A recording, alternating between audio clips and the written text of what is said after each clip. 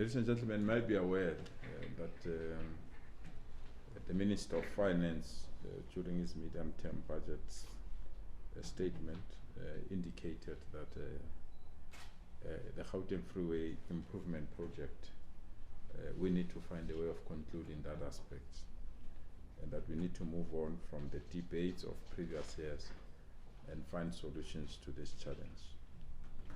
And to resolve the funding impasse, the Gauteng Provincial Government agreed to contribute 30% in settling the SANRAL debt.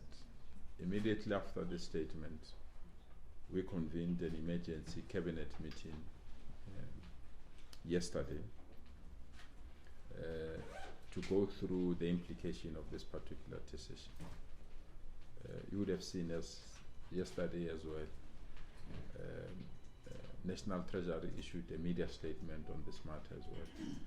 And on the basis of that, we felt that we needed also to deposit how we want to move forward on this important matter. So the Provincial Executive Council, after meeting and going through the relevant reports and information that we've received, we resolved as follows. One, that we need to meet with the Minister of Finance and the Minister of Transport to conclude on all outstanding matters. And outstanding matters in our understanding and interpretation is the process to deal with the issue related to the 30% that we accepted that we will, and I'll come later, we will raise funds to deal with the aspect. And we want to know the exact figure of that 30%. But if we say 30%, is 30% what? Including the interest or the principal amount alone and other. Two is the issue of maintenance. In our proposal as the Gauteng Provincial Government, when we're debating and engaging on this matter, our proposals was mainly and only on the 30%. But the speech of the Minister included maintenance. We are not rejecting or objecting. We just need clarity because these are national roads. And if they are national roads, if you expect us to maintain them, there must be a due process. And therefore, we believe the meeting will be in a position to clarify those aspects. Thirdly, which is very important as well, there are people that have been paying e-tolls and they expect clarity from us so that we can be in a position to respond to that question.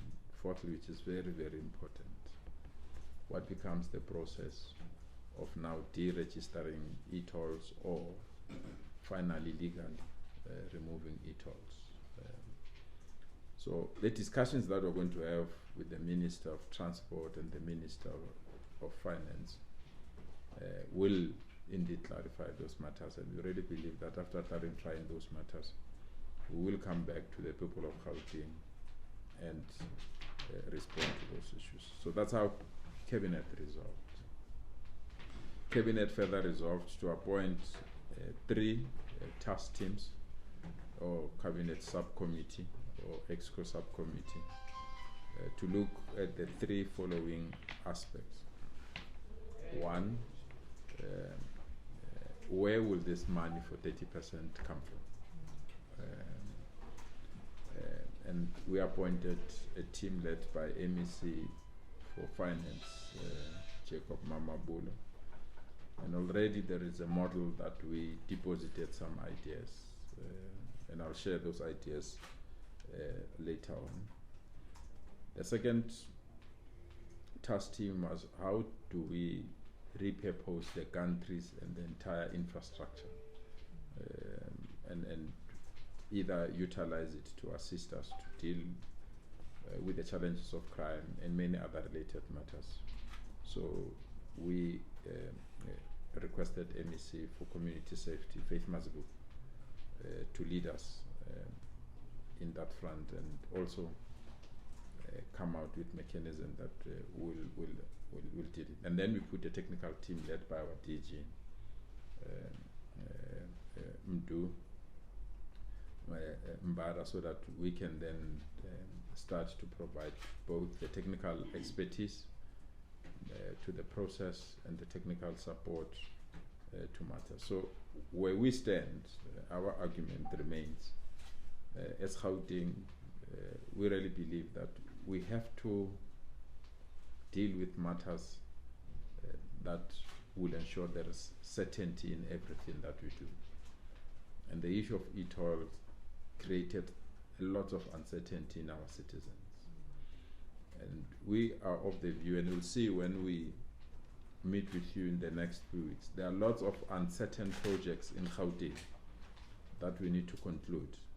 Those that were viewing a television show, there is a hospital in Kempton Park, there's another hospital in West Rand called Gold Ashanti. There is a school in Tembisa that was built inside wetland. So we'll make an announcement on how we eliminate uncertainty and have finality on this matter. But one aspect that is the highest level of uncertainty was e-tolls. And I want to state here, we don't want to claim as this cabinet that we're the only one or started this thing. This thing started long ago. We just came at the tail end where we felt we need to negotiate and negotiate harshly. The negotiations were not easy. They were tough, difficult. At some stage we felt like we can just walk out. But because we represent the interest of our communities, we stuck to the negotiations. And we want to thank the National Minister of Treasury and the National Minister of Transport for the manner in which they conducted these negotiations and these discussions. We also want to thank our President for honestly ensuring that we conclude these negotiations within the allocated timelines. We want to reopen sections of these negotiations on all the above matters that we've raised, because people of Gauteng want to know how we will settle this 30%. What we know is that whatever model that we will introduce and negotiate and consult with the people of Gauteng, tolling is not one of them. The financial revenue model that we want to introduce will not include tolling. But because this was gazetted, if I have to use that English, to ungazette, there is a process that needs to be followed by national government. So hence the technical team led by our DG will assist us. In a statement that was released by National Treasury yesterday, they indicated that we have until the 31st of December to conclude that task, which simply means between now and the 31st of December, SANRAL and its institutions will continue to deal with matters that are related to e-tolling. What is the revenue model that we want to utilize? That we are going to consult people of Gauteng. We want to reject a notion that has been flying all over, that the commitment we have made to pay this 30% means health and education will suffer. We want to reject that notion. They will not suffer. Actually, they will get more money from our budget. We'll see when we announce our budget, mini budget, on the 24th of November. So any person that says we have taken a reckless decision that will affect health and education and other services, without going through our books, and we'll share with you the draft or preliminary areas where we feel that we will be in a position to raise funds. Those individuals, they don't understand how the finances of government work. So we want to assure our citizens that either the budget to fight crime or the budget to fight or to have quality education and health will not be compromised by this decision. We will table, and that's what we want to do, until we know the figures. We want to stagger the repayment period, if it is allowed, hence the technical team. We want to stagger the payment period for a period of 20 years or more. and if we do so, we'll be in a position to shield our fiscus as a province. And we've already started to put 1 billion as an amount that we are prepared to pay per annum. But because we don't know the exact figures, we don't know that whether it includes interest or not. But this is what we are going to share with our colleagues in National. Secondly, we normally get 800 million grant for maintenance as a province from National. We want to call for an increase in this particular grant. We believe that it will assist us to also stagger the payments that we need to pay. So this is the amount that we normally get. We've got prime land parcels. Those are land parcels that are owned by the state, by a provincial government. These land parcels are in Sentin, they are in the Val, Ekurhuleni, Western, and major strategic urban areas. So we've got properties like houses, we've got land. So we're bringing them to say we'll put them in the market. Whatever that will raise out of that will also contribute to this. We've also put up a debate that the motor licensing, liquor licensing, and what is commonly known as sin taxes are areas where we have a provincial mandate to do. We will tap into those resources to assist us to really deal with this challenge. We're of the view that there are other 20 national toll gates when you enter 22 national toll gates when you enter Gauteng.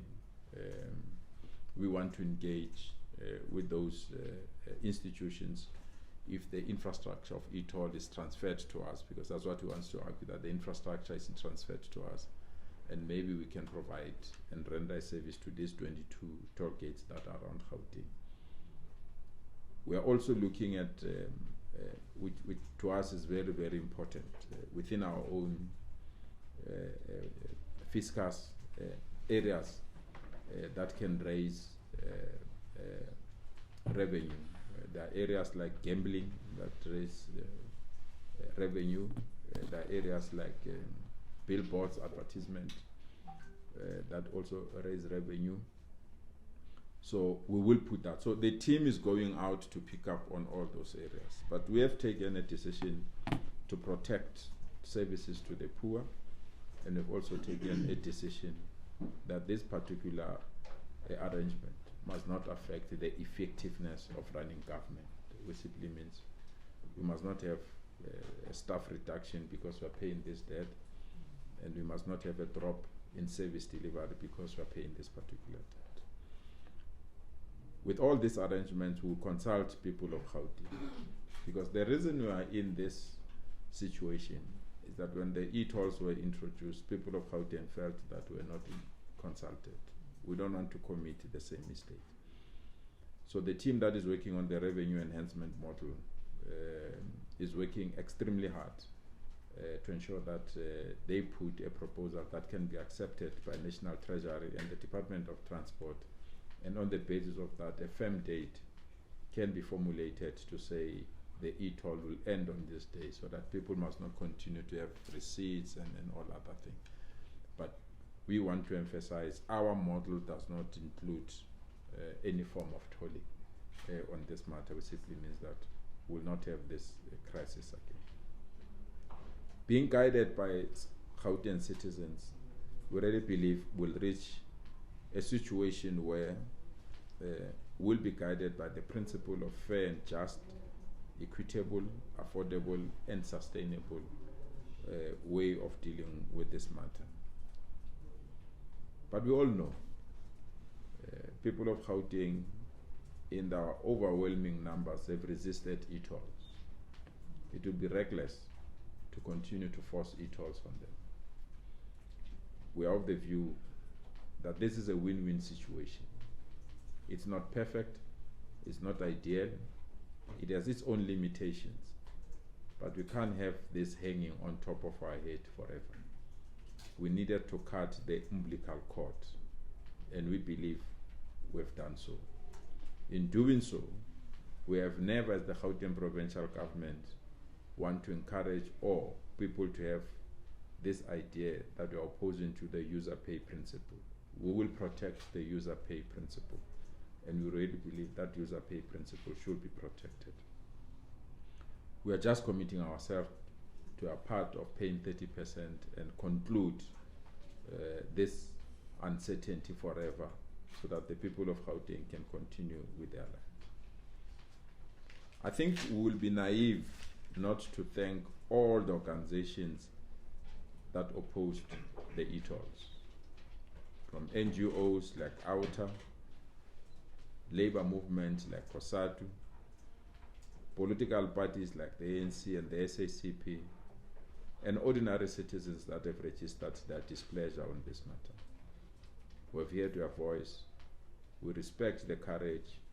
We respect the fight that we've waged. We want you now to join us in establishing a consultative process that will ensure that we deal with this matter once and for all. We remain committed and considerate to those that are poor and those that are using our road infrastructure, so that we don't overburden them and have these roads neglected or underutilized. As soon as we conclude our meeting with the National Minister of Finance and the National Minister of Transport, we will give certainty on dates, outstanding matters, so that collectively with national government we can develop a roadmap that will finally end this undesirable program of e-tolls in Gauteng. Thank you so much. Truly appreciate it.